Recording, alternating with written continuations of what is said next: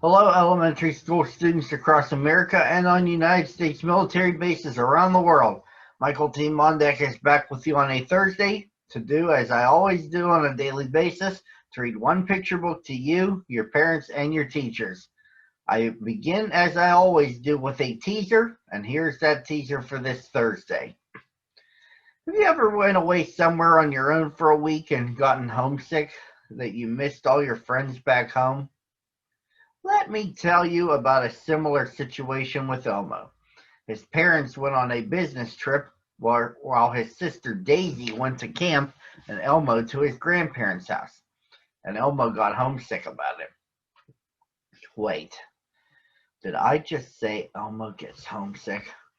That's the title of this book by Tish Sommers-Rabe and illustrated by Tom Brannan. Let's go. Where are we going? Elmo asked his mother as she packed his suitcase. Daddy is going with me on a business trip, said his mother, and Daisy is going to camp, and you're going to visit Grandma and Grandpa. Oh, that's right, Elmo said happily. He'd forgotten, just for a minute.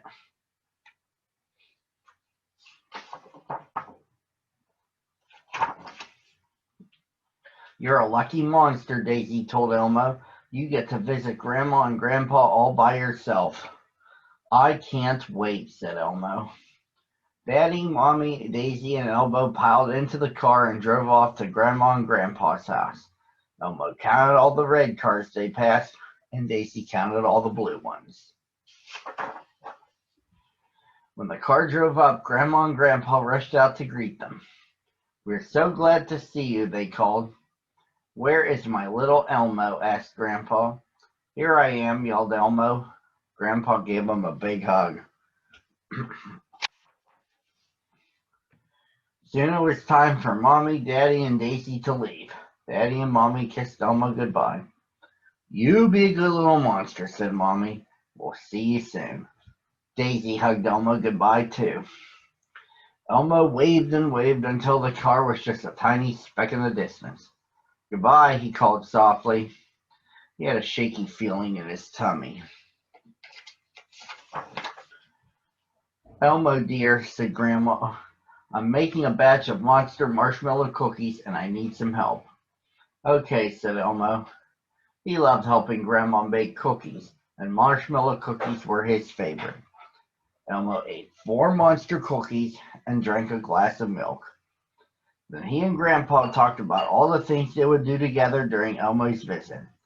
They even made a list of Elmo's favorite things. After dinner, it was time for Elmo to go to bed. He always stayed in the room with a window that looked out on Grandma's apple tree. Elmo put on his pajamas and brushed his teeth.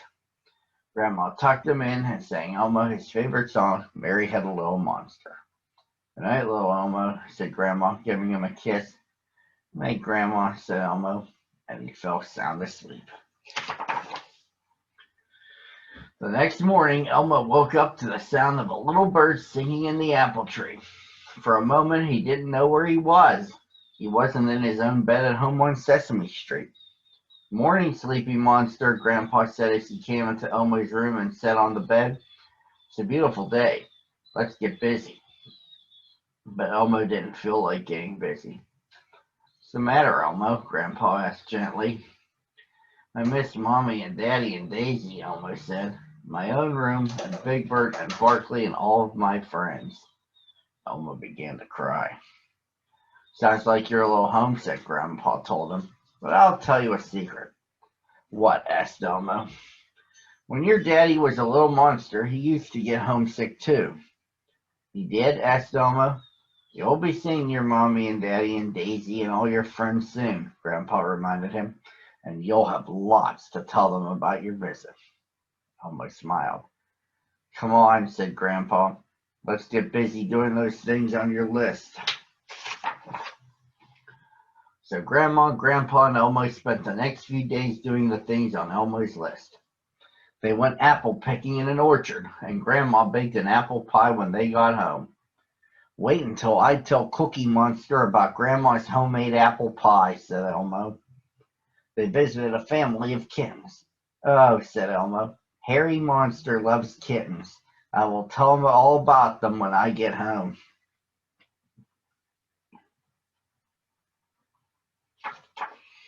Elmo took his first ride on a pony. Boy, he said, if Daisy could only see me now. And he taught Grandpa how to play Monster Marble Maze. Gee, Grandpa, said Elmo, when I play with Bert, he always loses his marbles.